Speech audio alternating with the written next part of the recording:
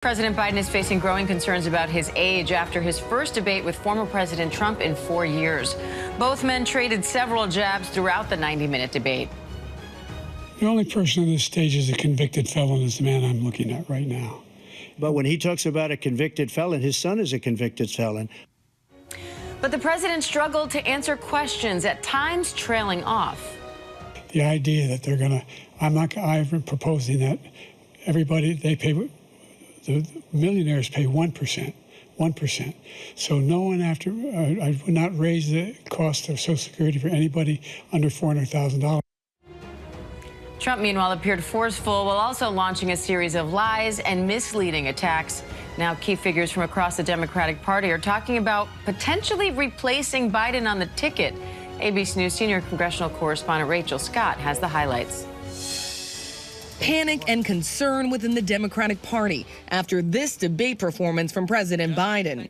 Making sure that we're able to make every single solitary person eligible for what I've been able to do with the COVID, with dealing with everything we have to do with, look, if we finally beat Medicare. Thank you, President Biden. From the start of the debate, the president speaking with a raspy voice, at times stumbling and trailing off, unable to finish his thought, even on the issues at the heart of his campaign, like abortion rights. I supported Roe v. Wade, which had 3 trimesters. The first time is between the woman and the doctor. Second time is between the doctor and an extreme situation. The third time is between the doctor between the woman and the state. The Biden campaign telling reporters the president, who is 81 years old, had a cold, something they did not mention until an hour into the debate. Trump questioning Biden's mental fitness. I really don't know what he said at the end of that sentence. I don't think he knows what he said either. It was the first time the two candidates have come face to face in 4 years. He's, without question, the worst president, the worst presidency in the history of our country. You're the sucker. You're the loser. Almost immediately, the attacks turning personal. The only person on this stage is a convicted felon is the man I'm looking at right now. When he talks about a convicted felon, his son is a convicted felon. That clearly didn't sit well with Biden, delivering his most direct attack yet on some of the allegations surrounding Trump. The crimes that you are still charged with, and think of all the civil penalties you have. How many billions of dollars do you owe in civil penalties for molesting a woman in public, for doing a whole range of things, of having sex with a porn star on the night while your wife was pregnant? I mean, what are you talking about? You have the morals of an alley cat. And Biden going after Trump for his actions on January 6th and his promise to pardon the rioters who stormed the Capitol. He did do a damn thing, and these people should be in jail, and they should be the ones who are being held accountable. And he wants to let them all out, and now he says if he loses again, such a whiner that he is, that it could be a bloodbath. Thank you, President Biden. President Trump? What they've done to some people that are so innocent, you ought to be ashamed of yourself. But when pressed on his actions, Trump deflected, and he would not say whether he would accept the results of the November election.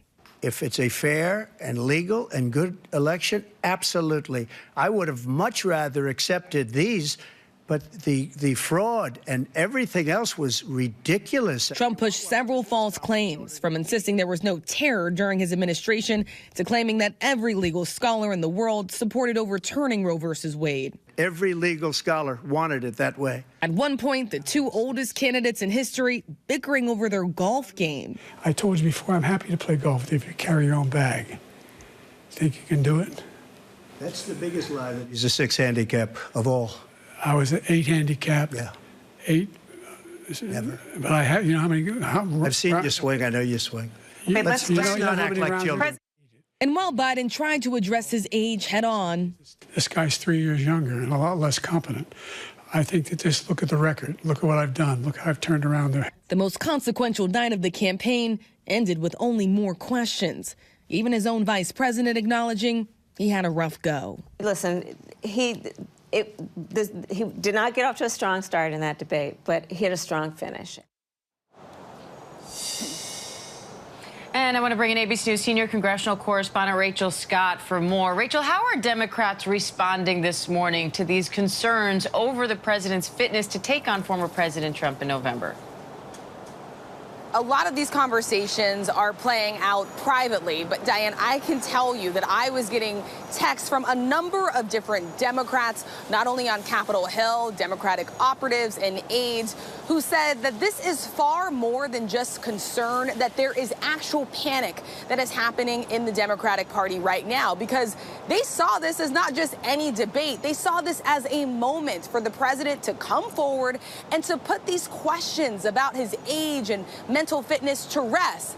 This was not the debate performance that they needed heading into this critical election that is now just 4 months away. And now privately, there are some actual questions about whether or not it is likely that they could possibly replace President Biden on the ticket, or even just having some talks about what that would even look like, Diane. That is unprecedented this far along into a general election cycle. Rachel, how hard would it be at this point to replace President Biden on a Democratic ticket if that is what the party decides to do?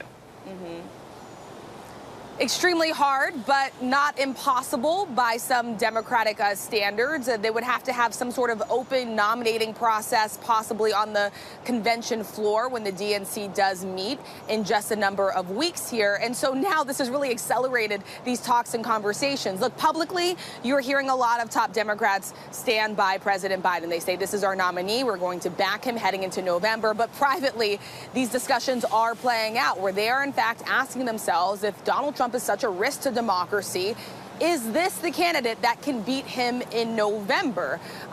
Now, the president is trying to, measure and dismantle a lot of those concerns. He was asked if he had any concerns about his debate performance. He said no. The Biden campaign continues to insist that this election is not going to be won by just one debate or one rally, Diane. All right, senior congressional correspondent Rachel Scott in Atlanta, thank you.